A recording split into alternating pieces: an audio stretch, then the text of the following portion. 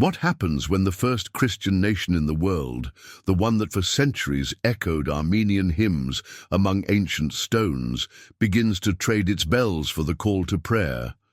This is not a theory, it's not a symbol, it's real, and it's happening now, right before the eyes of a people who still haven't realized that the greatest spiritual transformation in their history has already begun, silently. Before going on, stop and think about what this means. The first Christian country in the world, where the gospel was proclaimed even before Rome converted, is now undergoing a quiet spiritual transformation, where almost an entire generation is already turning toward Mecca, and no longer to the altar. This video shows how the Christian faith, which shaped the soul of Armenia for centuries, is being replaced, not by force, but by choice. A slow, peaceful but profound change that redefines everything we thought we knew about faith, tradition, and identity. Before we continue with this story, tell me in the comments which country you're watching this video from. That's important to know, because what's happening there may be closer to us than we imagine. Armenia is not just another country on the map of faith. Historically, it's the first state in the world to officially declare Christianity as its national religion in the year 301 AD, decades before Rome converted. From that moment on, the cross wasn't just a symbol. It became the foundation of Armenian identity. There, between frozen mountains and valleys carved by time, stone churches emerged that would withstand the centuries. Monasteries hidden in gorges echoed uninterrupted prayers for generations. Hand-copied manuscripts under the dim light of oil lamps preserved the Gospels in ancient Armenian, as if every letter were an act of spiritual resistance. For centuries, the Christian faith wasn't a choice. It was the very air people breathed. Families gathered in cathedrals for baptisms, weddings, and funerals. Bells marked the hours like the heartbeat of the nation. Christianity was in the ground, the stone, the language, the clothing, the songs, in the collective soul of the people. But something changed, and it changed slowly. First, young people stopped attending services, then the seminaries emptied out. Some altars began to gather dust. But there was no scandal, no headlines, no uproar, just silence. A different kind of silence, one that doesn't announce peace, but absence. And in that emptiness, another faith began to blossom. There was no destruction of churches, no imposition, no conflict. But what was once absolute began to become relative. The faith that was once unanimous is now just one among others. And little by little, the echoes of ancient liturgies are being replaced by verses from the Quran, recited softly but with conviction. What's at stake here is not just a tradition. It's the spiritual essence of an entire people who may not yet realize they are on the verge of complete reinvention. But faith doesn't vanish from a people overnight. When something so deeply rooted begins to lose ground, something else is being planted in silence, and that's exactly what began to happen.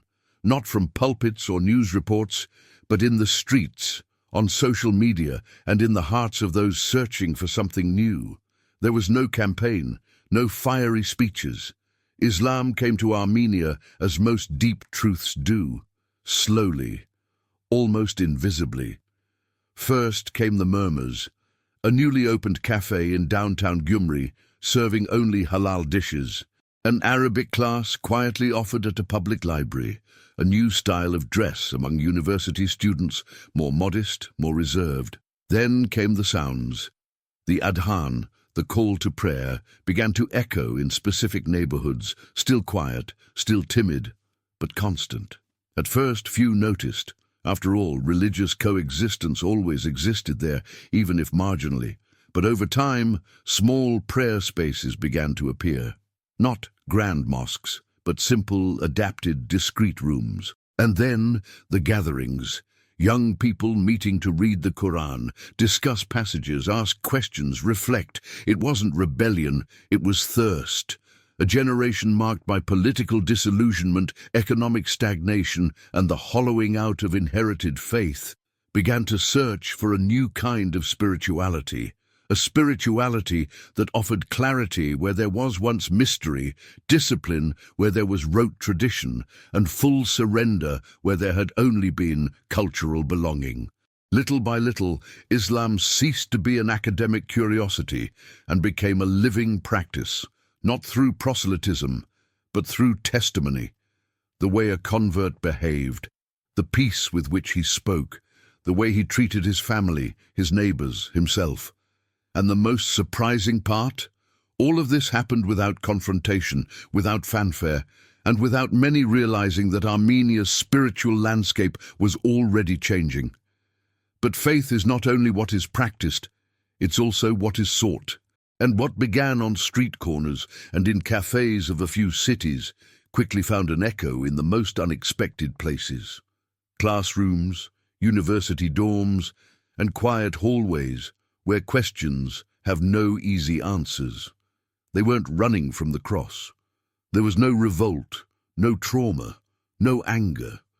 There was only a strange emptiness, hard to name, a silent discomfort, like someone who inherits something precious but no longer understands its true value. For many young Armenians, Christianity wasn't taught. It was imposed by routine. It was what had always been there, the masses, the holidays, the rituals. But few knew why. Few felt it.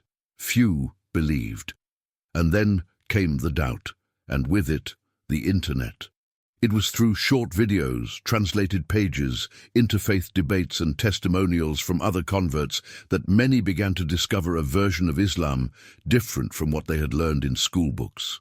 Not the Islam of television, stereotypes or politics, but an Islam of discipline, theological clarity, and spiritual unity.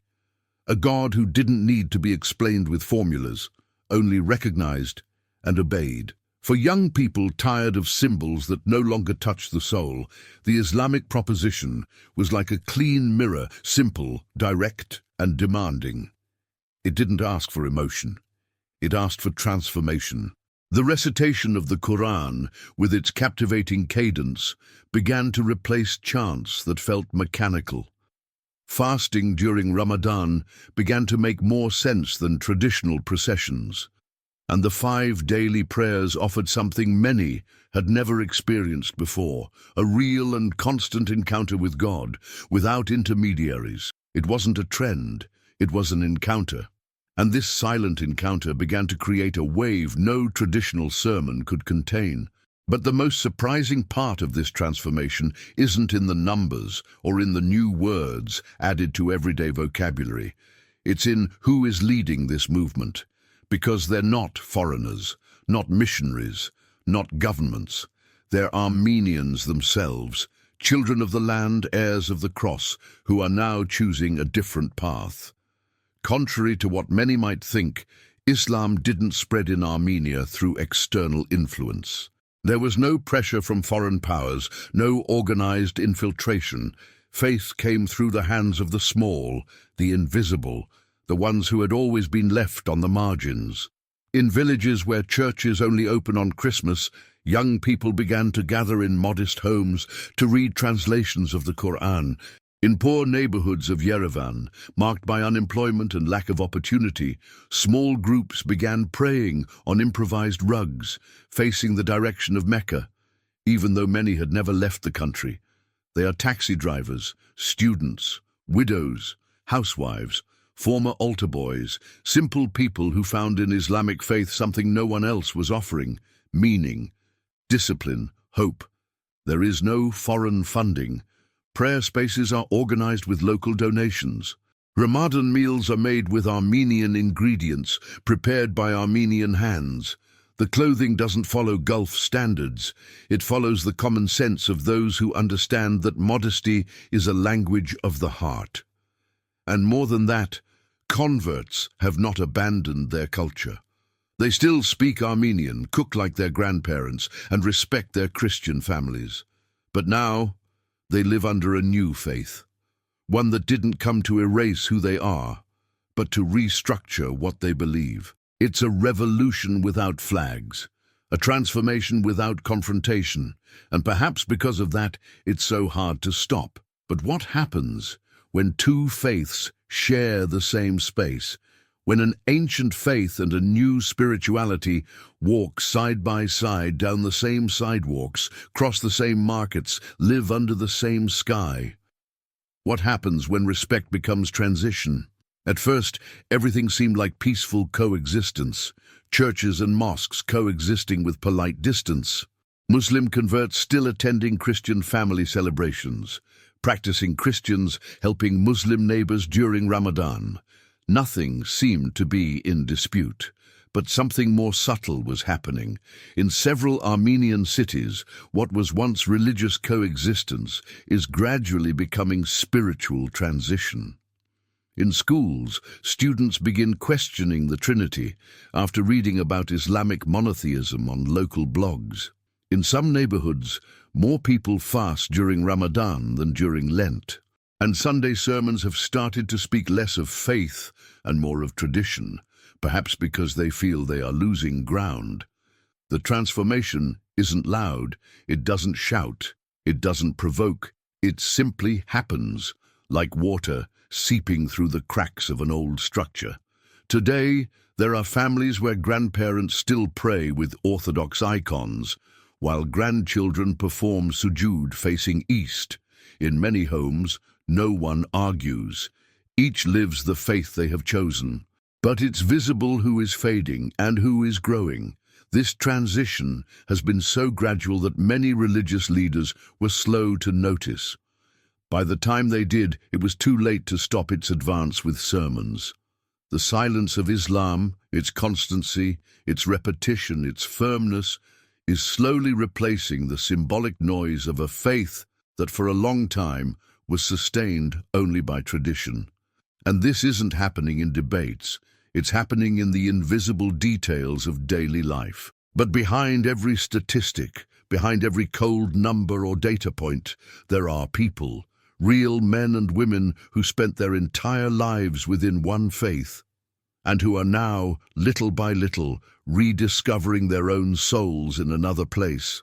And it's these individual stories that make this transition so profound. They don't appear on television, they aren't interviewed by newspapers, but they exist, and their stories are more moving than any speech. Like the story of Mariam, a 68-year-old former catechist. She spent decades teaching children about saints and sacraments, until one harsh winter, she began discreetly watching videos about Islam on her old phone. She didn't revolt against her previous faith. She just realized something was missing. Today, she prays in secret at dawn, with her mat facing Mecca, and says she has never felt such peace in her entire life. Or Arman, a 32-year-old former seminarian who dropped out of theology school in his second to last year, not out of disbelief, but from too many unanswered questions. He says that when he read the Quran for the first time, it felt like someone had finally spoken aloud what he had been silently thinking for years. And there's also Nora, a 22-year-old university student who, after losing her parents in an accident, felt completely empty inside. She found comfort in the Quran's words about patience, hope, and the day of reckoning. In Islam, God doesn't owe me explanations. I'm the one who must submit, and that set me free, she said. These stories aren't about rupture, they're about rediscovery.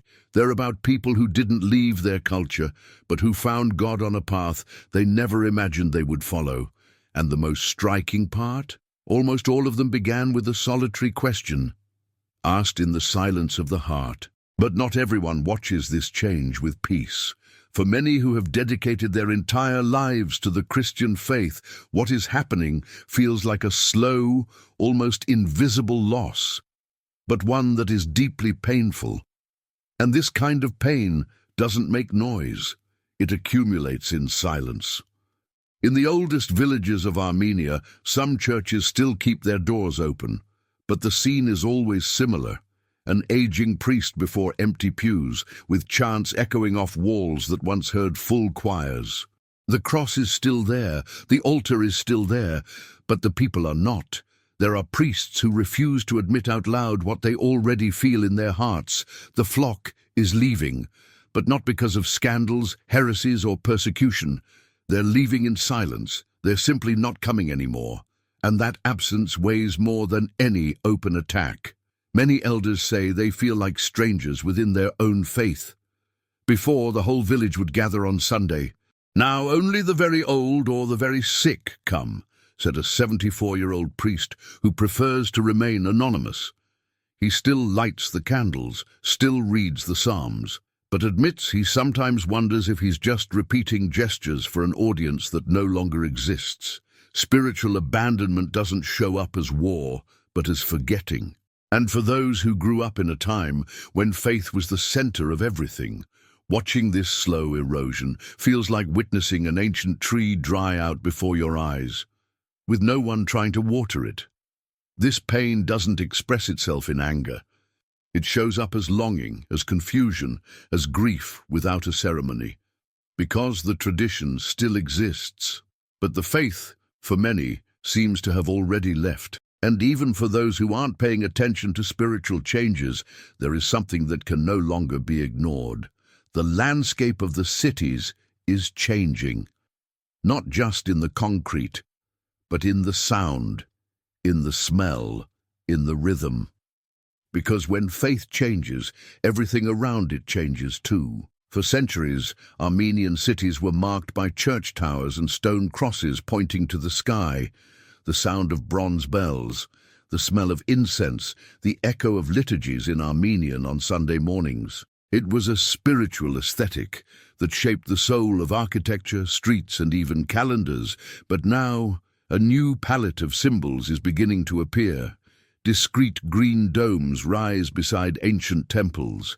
Halal shops open where traditional bakeries once operated. Signs with Quranic verses appear on community bulletin boards, next to ads for Arabic classes. The neighborhoods are changing their rhythm. Once marked by Christian celebrations scattered throughout the year, they now follow the lunar cycle, with daily prayers, annual fasts, and constant gatherings. In the late afternoons, it's possible to hear the call to prayer echoing faintly in some districts, blending with the city sounds as a subtle reminder that a different kind of spirituality now inhabits that space. And the most striking part, there is no aesthetic clash. The cross is still there. But now it shares the horizon with the crescent moon. The bell still rings, but is answered in the distance by the adhan. Armenia's sacred architecture is, little by little, being complemented, not destroyed. This is not a violent replacement.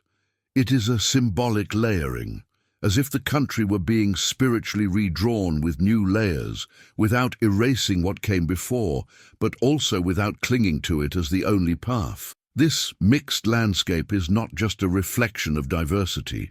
It is a visible portrait of a collective soul in transformation. But while the eyes see the streets changing and the ears recognize new sounds in the neighborhoods, it's in the invisible that this transformation gains the most strength, because the great spiritual revolutions today aren't born in pulpits or public squares. They are born on screens, in headphones, in closed rooms. What once required rare books, secret gatherings, or long journeys, now fits in a phone with basic internet. Faith, once passed down from generation to generation, now jumps from video to video, crossing borders, breaking fears, and answering questions that once remained suffocated. In Armenia, the internet has become a new kind of spiritual library. Instagram profiles post Quranic verses in Armenian with daily reflections on patience, justice, and submission to God. Local influencers, once focused only on traditional culture, now record videos explaining the difference between inherited faith and conscious faith. YouTube channels show young Armenians asking questions to Muslim scholars, questions that many priests no longer know how to answer. In closed Telegram and WhatsApp groups, small online study sessions happen every week.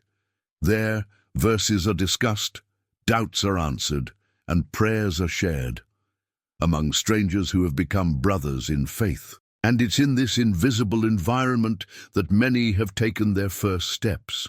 It is there, in the silence of a pair of headphones, that the heart of a young person or an elderly woman begins to shift. There is no pressure, no crowd, just them, the screen, and a question. What if it's true? Digitized faith doesn't replace touch or the temple, but it breaks down mental walls. It plants seeds, and those seeds, even at a distance, even alone, know how to grow. They grow in silence, like everything in this story. But when they bloom, they change the soul of a nation. But as faith spreads screen by screen and transformation advances with silent steps, a question hangs in the air, and no one seems ready to answer it. Not the religious leaders, not the politicians, not society, because it demands more than ready-made answers. It demands courage. The Armenian Apostolic Church, which for centuries was more than just a religious institution, it was a symbol of national identity, remains silent. It neither condemns nor acknowledges. It simply watches, as if still trying to understand whether this change is a deviation or a warning. The government, in turn, avoids the topic. Officially, there is religious freedom, but in practice, there is discomfort.